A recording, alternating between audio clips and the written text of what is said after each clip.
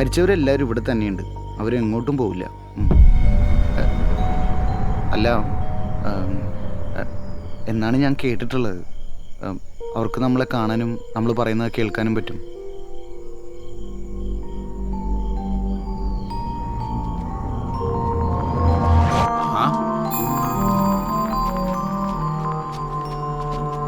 അതിന് ഈ മരിച്ചവരെ കണ്ടിട്ടുണ്ട്.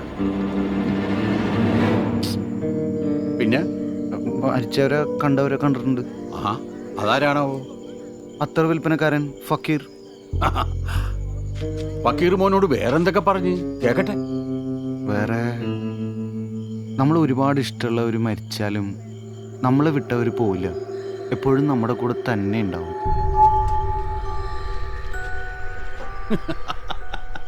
ഓനാരോ പറഞ്ഞ് പറ്റിച്ചേക്കല്ല.